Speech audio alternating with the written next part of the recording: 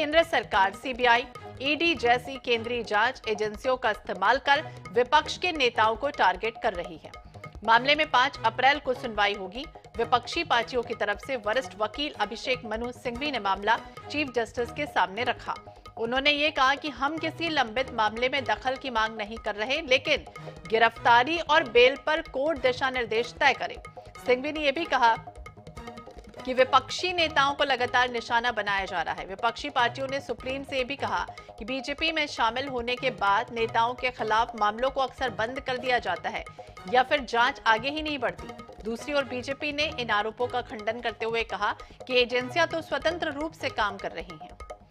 तो जांच एजेंसियों में दुरुपयोग का आरोप लगाते हुए 14 विपक्षी पार्टियों ने सुप्रीम कोर्ट का दरवाजा खटखटाया है। और इस मामले में आपको बता दें, सुप्रीम कोर्ट ने 5 अप्रैल को सुनवाई भी होगी। विपक्षी पार्टियों की तरफ से वरिष्ठ वकील अभिषेक मनु सिंघवी ने मामला चीफ जस्टिस के सामने रखा और ये कहा कि हम किसी लंबित मामले में दखल की मांग तो नहीं कर रहे, लेकिन गिरफ्तारी और बेल पर कोर्ट दिशा निर्देश तय करे।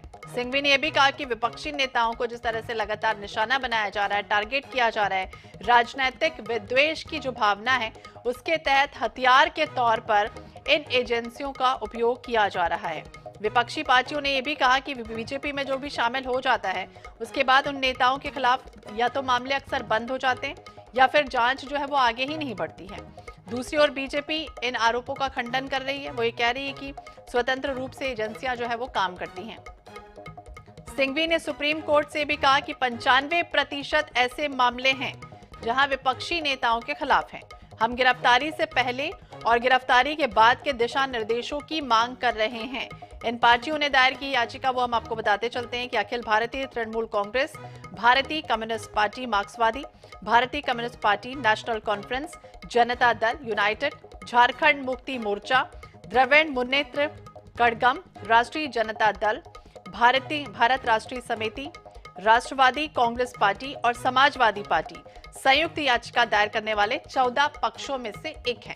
तो 14 विपक्षी जो पार्टियां हैं वो पहुंच चुकी सुप्रीम कोर्ट और वहां पर याचिका उन्होंने लगाई है। हालांकि इस मामले में सुप्रीम कोर्ट में 5 अप्रैल को सुनवाई जो है वो होनी है। और ये कहा जा रहा है विपक्ष की तरफ के 95% केसेस ऐसे हैं जहां पर उनके ही नेताओं को टारगेट जो है वो किया जा रहा है। कांग्रेस के राष्ट्रीय प्रवक्ता अखिलेश जी हमारे साथ जुड़ गए हैं। अखिलेश जी, बहुत बहुत स्वागत है आपका INS 24/7 पर। और जिस तरह से 14 विपक्षी पार्टियों ने ये अर्जी लगाई है सुप्रीम कोर्ट में, हालांकि 5 अप्रैल को सुनवाई होनी है, क्या समझे सुप्रीम कोर्ट ने इसे एक्सेप्ट कर लिया है और किस तरह की याचिका है? देखिए, जिस प्रकार से पिछले 9 वर्षों से दिल्ली की सरकार अपने विपक्ष के लोगों को या जो उससे असहमत है, चाहे वो पॉलिटिकल पार्टी हो, चाहे वो जर्नलिस्ट हो, चाहे वो सामाजिक कार्यकर्ता हो या किसी भी फील्ड के हैं, कलाकार हो, लेखक हो, कवि हो, अगर वो सरकार से असहमत है, सरकार से प्रश्न कर रहे हैं, सरकार के ऐसे कार्य जो देश हित, राष्ट्र हित, समाज हित किसी के लिए भी हितकारी हैं, उस पर अगर वो कोई सवाल उठा रहा है तो ये सरकार उसे विभिन्न प्रकार के अपने मशीनरियों के द्वारा दबाने, कुचलने और डरवाने का काम कर रही है। ये जग जाहिर है, सारी डाटा और आंकड़े भी आ चुके हैं कि अवर 95% जो ये एजेंसियां हैं, एजेंसियों के द्वारा जो किए गए हैं, प्रताड़ित किए गए हैं, वो अब विपक्ष या असहमति करने वाले लोग हैं, सरकार से जो असहमत है उनके खिलाफ ही है।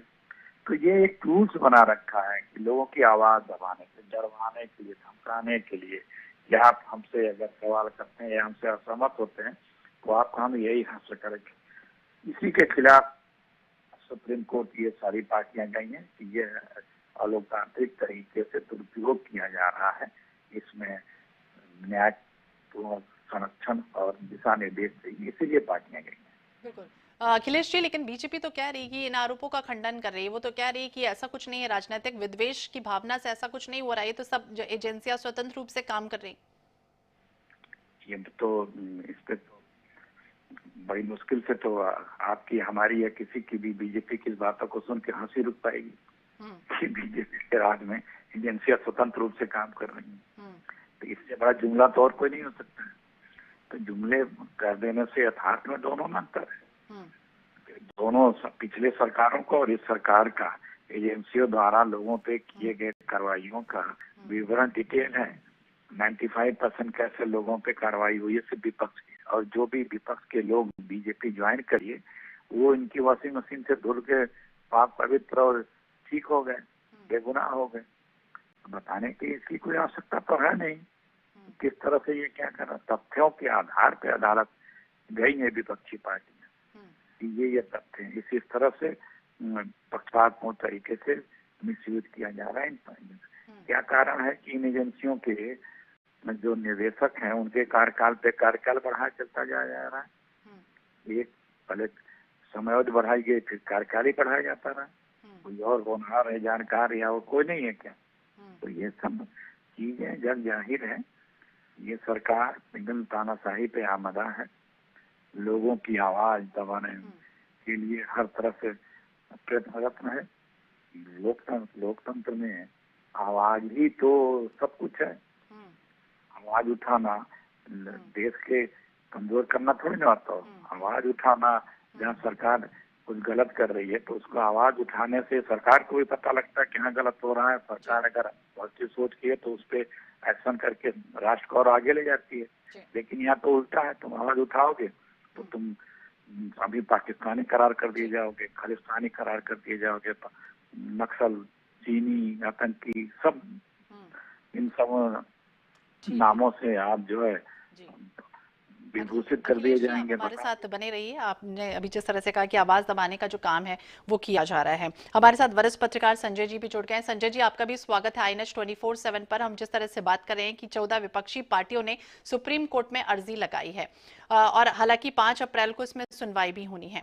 क्या कहेंगे आप? जिस तरह से आरोप जो है वो लगातार लगाया जा रहा है कि राजनीतिक विद्वेष है, आवाज दबाने की जो कोशिश है वो की जा रही है। ये भी कह रहा है विपक्ष की जो है वो 95% ऐसे मामले हैं जिनमें जो है वो इन्हीं पर ही आरोप जो है वो लगातार लगता है और ईडी जो है वो कार्रवाई इन्हीं पर कर रही है। जी जी, देखिए एक बात बहुत स्पष्ट है। अभी कुछ दिन पहले ईडी, CBI और बाकी सभी एजेंसियों की एक बैठक हुई थी और उस बैठक को माननीय प्रधानमंत्री जी ने संबोधित किया था और मुझे उस बैठक की क्लिपिंग्स हमारे पास मिली थी जिसमें उन्होंने साफ कहा कि देखिए आप लोगों को जिस पे कार्रवाई करनी है खुली छूट है कि जहां गलत दिखता है वहां आप कार्रवाई कीजिए और किसी भी चीज से डरिए मत। पहली बात। दूसरी बात कि जब सुप्रीम कोर्ट में 5 अप्रैल को डेट लगी हुई है तो आज से इस पर हल्ला करने का क्या मतलब है? आपको देश के संविधान पर, देश के कानून पर भरोसा होना चाहिए। एजेंसी हो कोई भी, या सुप्रीम कोर्ट हो या सरकार हो, ये संविधान से ऊपर नहीं है और संविधान जनता के लिए ही बना हुआ है। तीसरी बात कि जिन लोगों पर कार्रवाइयां हो रही हैं या दिख रहा है, जिनको लेकर के 14 विपक्षी दल इकट्ठे हो रहे हैं, तो इन पर भी थोड़ा सा नजर डालिए कि ये कौन विपक्षी दल हैं। लालू प्रसाद यादव जी के परिवार के लोग हैं, शरद पवार जी के परिवार के लोग हैं, ममता बनर्जी जी के परिवार के लोग हैं, कांग्रेस पार्टी के जो परंपरागत पारिवारिक जो समृद्धि श्रृंखला है उसके परिवार के लोग हैं, या हो सकता है मुलायम सिंह जी के भी परिवार के लोग हों। तो ये लोग, स्टालिन जो साउथ इंडिया में जाएंगे आप तो स्टालिन के परिवार के लोग हैं। तो ये ऐसा क्या हो गया है इन लोगों को कि एक जांच से या एक ऐसी चीज से इतना डर लग रहा है? लेकिन विपक्ष का ये भी तो कहना है कि 42% जो वोट है वो इन्हें ही मिलता है देश का। तो ऐसे में कोई छोटी मोटी ये पार्टियां तो है नहीं कि इस तरह से इन पर जो है वो लगातार दबाव बनाया जा रहा है और जो है वो जांच एजेंसी जो है वो बिठाई जाती है। दखल जो है वो मांग नहीं कर रहा है। ये कह रहे हैं कि दखल की मांग नहीं कर रहे हैं, लेकिन जो उसके आगे बेल या फिर जो जमानत मिलती है उस पर जो है वो कानून को अपना काम करना चाहिए। देश में एक निष्पक्ष नागरिक के रूप में, पढ़े लिखे व्यक्ति के रूप में प्रत्येक व्यक्ति को ये सोचना चाहिए और सोचता ही है आदमी कि कल जिनके पास 50,000 रुपए नहीं थे जमानत जमा करने के लिए विधायक का चुनाव लड़ रहे थे या पंचायत का चुनाव लड़ रहे थे या पार्लियामेंट के चुनाव लड़ रहे थे, अचानक 5 साल में, 4 साल में, 10 साल में ऐसा क्या हो जाता है कि वो 1000 करोड़, 2000 करोड़, 5000 करोड़, 50,000 करोड़ और यहाँ तक कि लाख लाख करोड़ के आदमी हो गए। तो ये कहीं ना कहीं कुछ न कुछ गलत हुआ होगा। अब तक नहीं कार्रवाई हुई या नहीं पकड़े गए या इस पे कुछ नहीं हुआ, तो हो सकता है सबकी मिलीभगत रही हो उस समय की। अखिलेश जी, आप जवाब देना चाहेंगे संजय जी की बात को? मैं बोलूं? हाँ, देखिए इन्होंने सही बात कही कल किसी के पास 50,000 रुपए थे, करोड़ों हो गए। जांच होनी चाहिए। गुजरात में एक व्यक्ति के बेटे हैं, 50,000 रुपए से बिजनेस शुरू किया, साल ही भर में 1800 गुना उनका व्यापार बढ़ गया। समझ में आ रहा हुआ ना कौन सा हाथ थे? उनकी जांच हुई क्या? उनकी जांच नहीं होगी, कुछ नहीं होगी। सारे प्रूफ हैं साहब के मित्र के खिलाफ, कहाँ से पैसे आ रहे हैं, सेल कंपनियां कहाँ से आ रही हैं, किस एजेंट कंट्री से पैसा आ रहा है, सब कुछ जानकारी होने के बाद तमाम एजेंसियों ने पहले कभी जांच भी शुरू की। कुछ नहीं होना है, कोई जांच नहीं करेगा, कोई एजेंसी को उनके घर का एड्रेस नहीं पता है।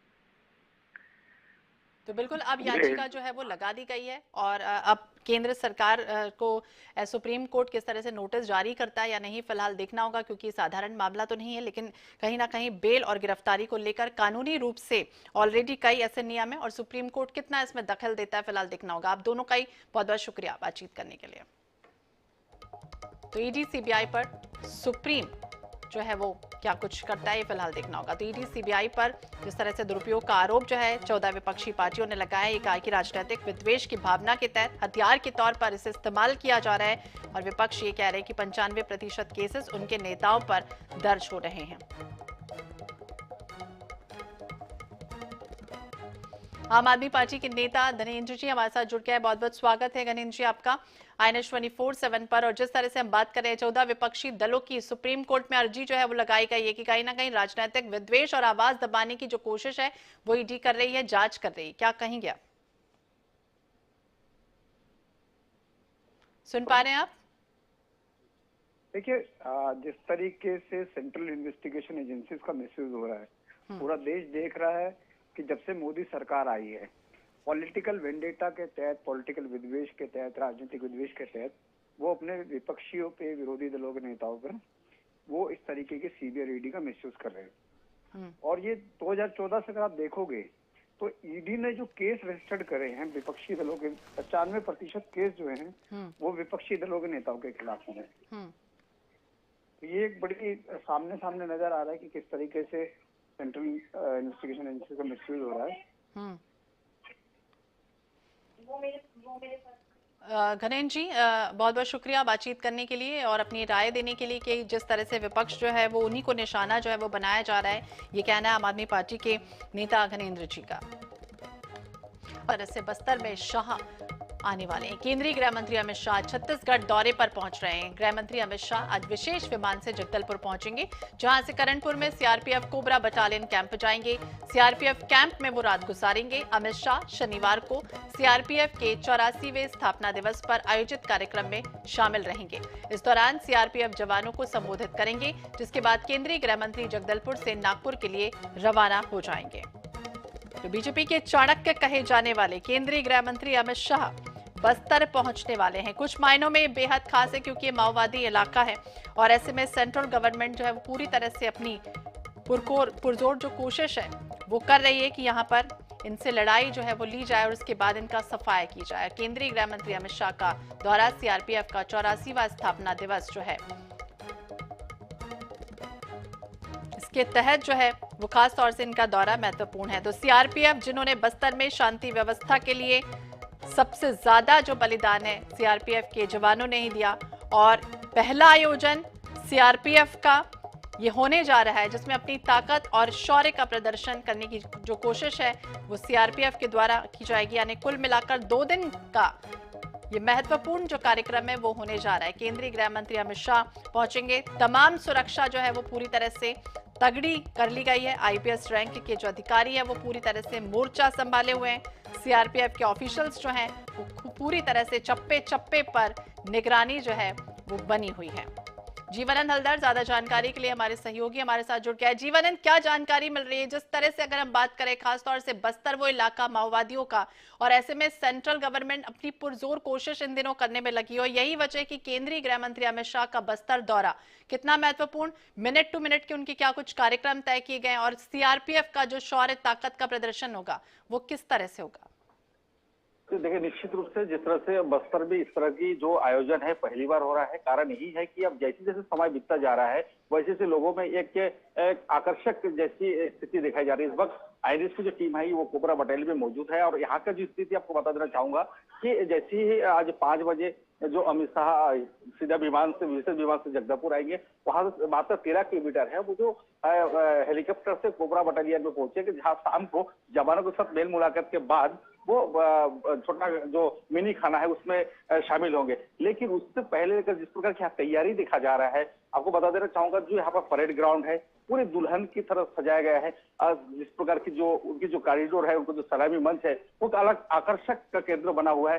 चारों तरफ जो झंडे हैं, रंग बिरंगे झंडे, वो भी लगाया गया है, ताकि जब वो अमित शाह यहाँ आएंगे और जिस समय परेड होगी एक अलग से आकर्षक का केंद्र बना रहेगा। लेकिन अभी सुरक्षा की अगर बात की जाए, सुरक्षा का पुख्ता इंतजाम किया गया है, क्योंकि जो यहाँ के जो सीआरपीएफ जो डीजी है SL 1000 जी, वो 2 दिन भी पहले ही यहाँ पर मोर्चा संभाले हुए है और तमाम जो सुरक्षा का बागडोर से लेकर जो प्रोग्राम जो भी चीज है उनकी हाथों में है, वो इस प्रकार की नजर बनाए हुए है और तमाम जो एडीजी और आईजी के रैंक के तमाम जो दर्जनों अधिकारी है वो अलग अलग तरीके से अलग अलग सेक्टर में वो देखभाल कर रहे हैं। तो निश्चित रूप से आज थोड़ी ही देर बाद यानी 5 बजे अमित शाह जगदलपुर पहुंचेंगे, वहां से सीधा जो कोबरा बटालियन है वहां पर पहुंच के जवानों के साथ मुलाकात करेंगे और कल ठीक 8 बजे जो परेड होगी, परेड का भव्यता को आप देखेंगे कि परेड का जो इस प्रकार की भव्यता रहेगी, जो 1000 जो जवान हैं वो सलामी देंगे और जिस प्रकार की जो सर्वोटम जो परेड होगी वो देखने लायक होगी, क्योंकि जो 75 का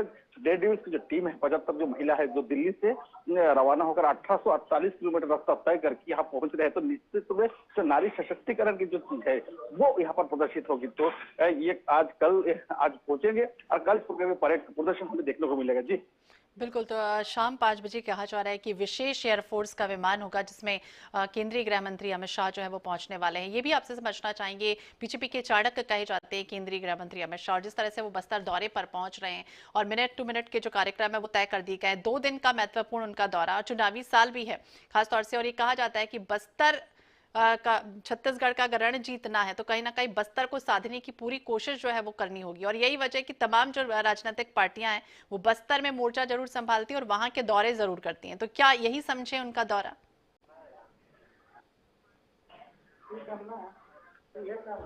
जीवनंद, आप सुन पा रहे हैं? जी दोबारा जीवनंद, यही जानना चाहेंगे कि बीजेपी के चाणक्य कहे जाते हैं केंद्रीय गृह मंत्री, और जिस तरह से छत्तीसगढ़ का रण जीतना हो तो कहीं ना कहीं सियासी जो है वो खेल वहां बस्तर से शुरू करना पड़ता है, और यही वजह है कि तमाम जो अभी इस समय दिग्गज केंद्र के वो सब वहां पर पहुंच रहे हैं, छत्तीसगढ़ दौरे पर हैं। देखिए, निश्चित रूप से जिसके अमित शाह का जो राजनीतिक चाणक्य दिग्गज कहा जाता है, लेकिन बस्तर में उसका जो आगमन हो रही है, बस्तर में जो दौरे हो रही है, इसका अलग अलग मायने बताया जा रहा है। जिस तरह से अमित शाह जी इससे पहले जब बिलासपुर सरगुजा में आए थे तो 2024 को नक्सली खात्मे की बात की गई थी, और अगर चुनावी वर्ष की बात करें 2023 में जिस प्रकार विधानसभा चुनाव होगी, और अगर यहाँ की परिदृश्य की बात करें तो बस्तर में जो 12 सीट है वो आज के डेट में कांग्रेस के कब्जे में है। तो निश्चित रूप से मिशन 2023 में जब चुनाव होगी तो निश्चित रूप से भाजपा ये चाहेगी कि यहाँ के बस्तर की जो जितनी भी सीटें है वो अपने कब्जे में रहे, तो ये भी एक वजह हो सकता है। और दूसरी तरफ क्योंकि चारों तरफ अगर नजर रखा जाए तो चारों तरफ जो कांग्रेस की जो प्रदेश है वो घटती क्रम में है, और यही वजह है कि जिनसे पीएम नरेंद्र मोदी जी की बात करें या अमित शाह जी की बात करें, ये चाहते कि पूरे जो देश में उनकी पूरा भाजपा के ही बलबला रहे, और यही कारण है कि 2023 की जो चुनाव होने वाला है उसमें निश्चित रूप से भाजपा का सरकार छत्तीसगढ़ के बनाने के लिए तमाम कोशिश करेगी। जी पूरी तरह से चुनावी रण और चुनावी बिसात बिछनी शुरू हो गई है। केंद्रीय गृह मंत्री अमित शाह आज शाम छत्तीसगढ़ दौरे पर हैं। 2 दिवसीय उनका ये दौरा महत्वपूर्ण होने जा रहा है और खास तौर से कई कार्यक्रम में वो शिरकत करने जा रहे हैं। सीआरपीएफ कैंप में भी वो रात गुजारेंगे। नजर बनाए रखिए। बहुत बहुत शुक्रिया जीवनंद तमाम जानकारी के लिए। और बस्तर में शाह का दौरा कितना महत्वपूर्ण और किस तरह से यहाँ पर बिसात बिछेगी चुनावी फिलहाल देखना होगा। मिनट टू मिनट की पल पल की खबरें हम आपको लगातार देते रहेंगे। इसी के साथ इस बुलेटिन में फिलहाल इतना ही। बाकी अपडेट्स के लिए आप देखते रहिए INH 24/7। नमस्कार।